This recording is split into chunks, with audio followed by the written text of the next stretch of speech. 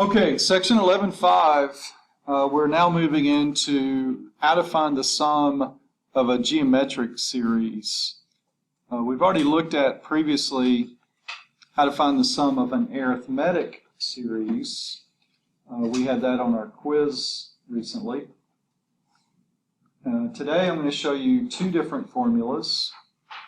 One for finding the sum of a finite geometric series, meaning that there's a definite ending. There's a certain number of terms that we're going to add.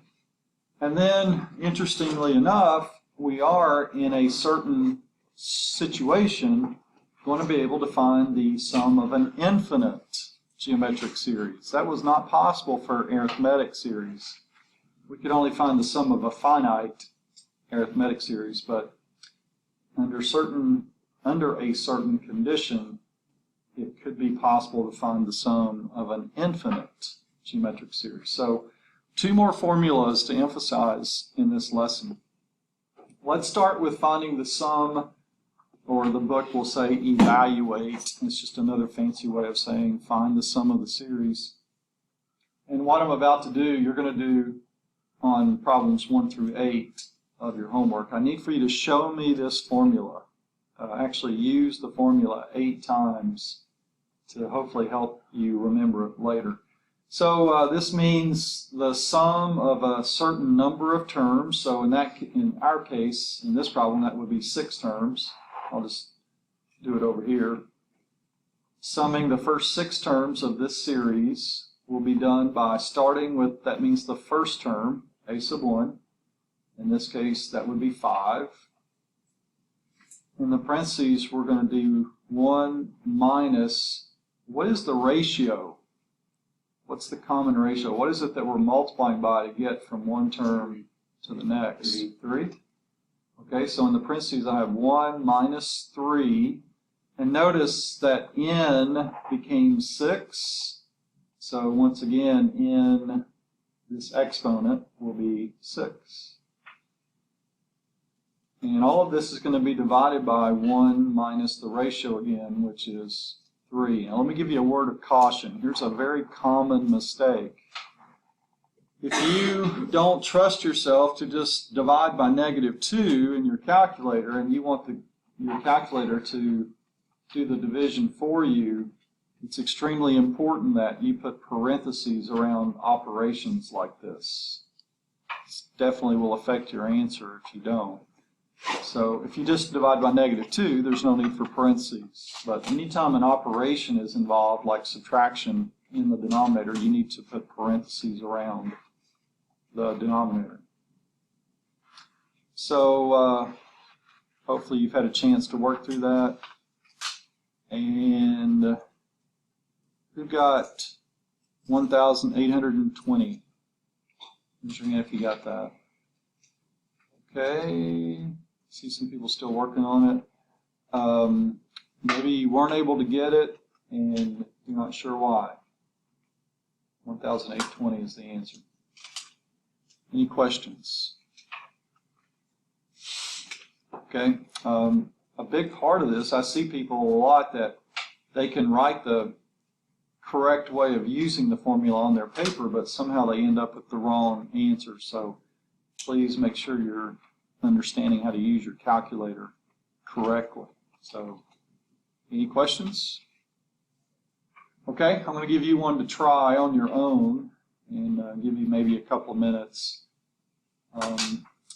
Here's your formula again. This time we're going to sum through 7 terms, so it's a finite series, stopping with the 7th term. And this one's going to be we're going to leave it in decimal form, and I'll just go ahead and tell you to round to the 4th decimal place.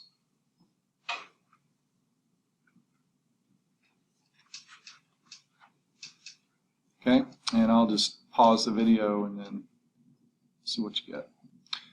Okay, so finding the sum of these first 7 terms, we'd established that rounded to the 4th decimal place, it's 0.4998. So hopefully you were able to get that on your calculator. And we're just trying to emphasize a couple of things that usually cause people trouble.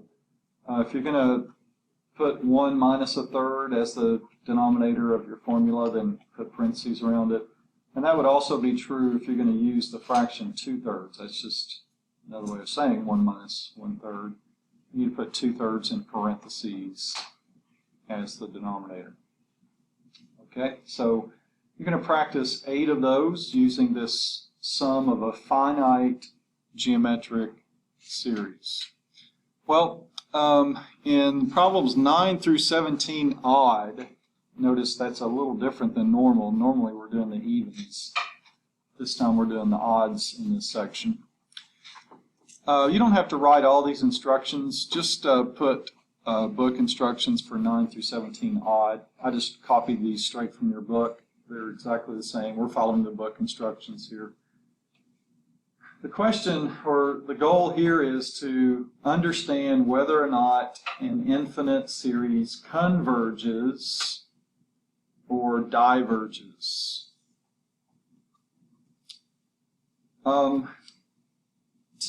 Instead of just giving you a definition of what it means to converge, I just want to do a little experiment with you. Okay, so once you've put down the instructions for 9 through 17 odd, you can go ahead and write these 3 problems. This is very important. This tells us whether or not an infinite series does converge, and I'm going to talk more about that in just a minute.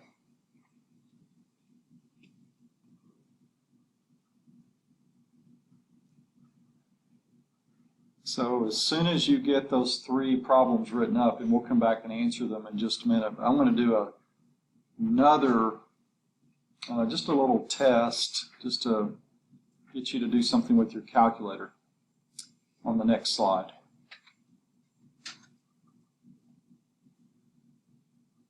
Okay, I'm going to go to the next slide, and I'll be coming back to this, so if you didn't finish up, you'll have a chance to do it in just a minute. I'm going to start a series, and I'd like for you to just use your calculator and start adding these numbers up.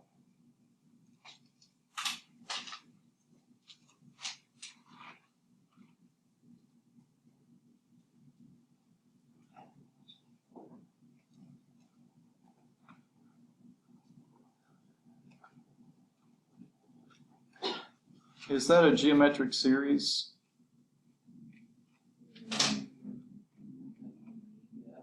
Yeah. I see a little bit of both. Yes. Okay, it is. Well, what's R? What's the ratio?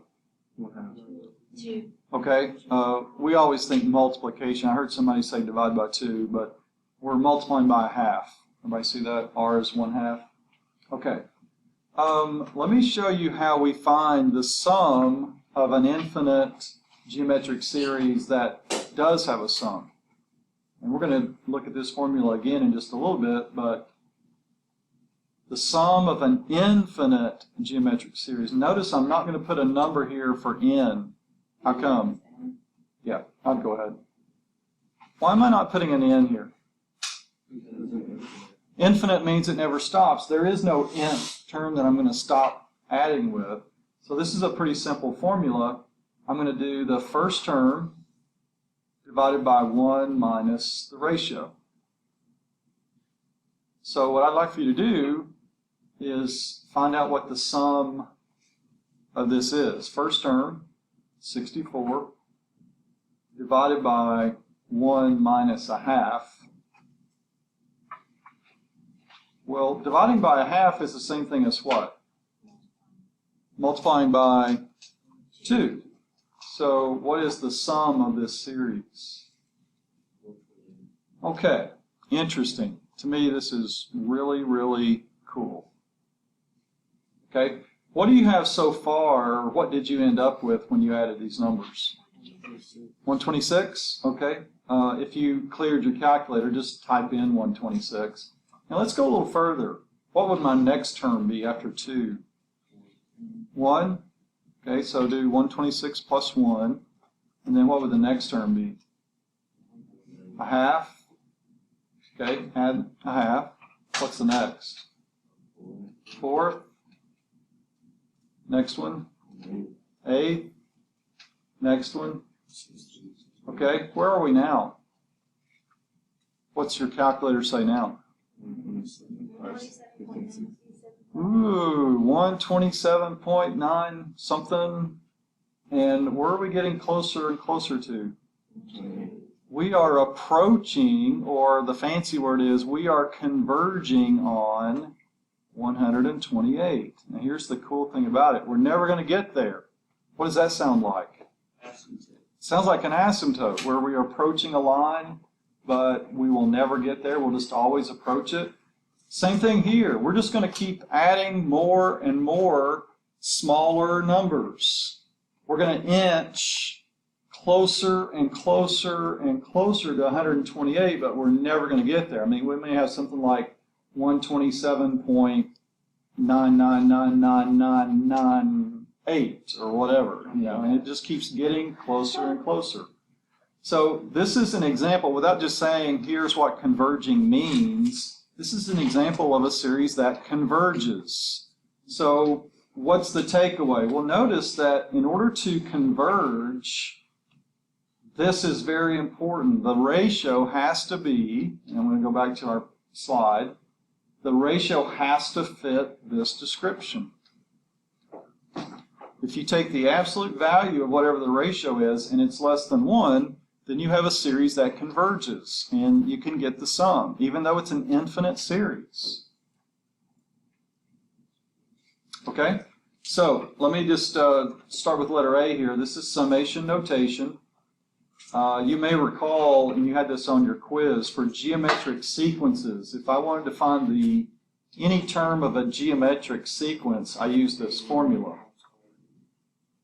Remember that? Okay, so let's compare this to this. Can you see R in this expression? What is it?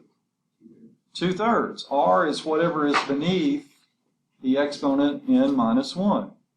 What's the first term? What's it understood to be? 1? Very good. Or you could do what we were doing the other day. If you replaced n with 1, what's the exponent? And what's 2/3 to the 0 power? 1. So we found out either way, 1 is the first term. But all I have to do in this set of problems is I need to say whether or not the series converges or diverges. And what would you say for letter A? Does it converge or diverge? Is the absolute value of R, which Wyatt said is R is 2/3, is that less than 1? So this series converges. And the follow-up answer will be, if it converges, the second sentence says state whether it has a sum. Well, if it converges, it has a sum. We just looked at an example of a series that converges. We did it. That's it. You don't have to actually find the sum in this block of problems. You just have to tell whether or not it has a sum. Okay, what about letter B? What's R? 3. Is the absolute value of 3 less than 1? No. So this one diverges. And if your answer is diverges, then you're going to follow that up with no sum. And if you think about it, that makes sense because these numbers are just getting bigger and bigger by multiples of 3. Are we ever going to be able to catch up and get a sum? No. All right, what about letter C? Converges or diverges? What is R? All right, negative 1/2 is R. Is the absolute value of negative 1/2 less than 1? Okay, so this one converges and therefore has a sum. So let me just stop for a second. Do you understand what's asked of you in 9 to 17 odd? Basically, 2 answers. Does it converge or diverge? And it's all about this. If the absolute value of R is less than 1, it converges. If it's not, diverges. So how do you find R? Is it just like... You put these together and then divide. I know, but like in that summation notation. R will be whatever the base of n minus 1 is. Whatever is directly below n minus 1. Okay? Everybody good? All right, just have 2 more, and we'll run through these real fast. using that same formula that I gave you earlier, see if you can come up with, well, first of all, does this series have a sum? What is R? 1/2. So is there a sum? Yes. This one converges, so let's use the formula and see if you can come up with the sum.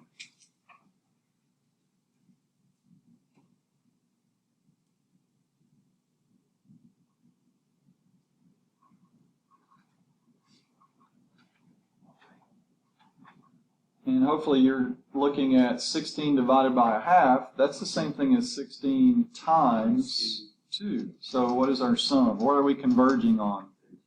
32. So that would be my answer, and that's what you'll be doing on this block of problems. Any questions on that? And you can kind of see that's where we're headed. So far we have 28. What's the next term in this? So then we'd have 30. What's the next one? 31. Then we have 31.5. And once again, we're just getting closer and closer to 32. Okay, try this one. It's in summation notation. Does this have a sum? Yes. Okay, what's R? R is negative 1/3, but the absolute value of negative 1/3 is still less than 1, right? So give me the sum and leave it in fraction form. What's the first term? Very good. First term is 1. Be careful when you're subtracting a negative number. What's the same thing as 1 divided by 4/3? 1 times 3/4. So our sum here should be 3/4. And your numbers 32 and 33 are a lot like this. I just picked one out of that block of problems that was similar. Okay, you might want to take a picture of this, or you can come back to the video, because I've kind of explained how the answers should be written for some of these problems. Some of them are just going to be integers.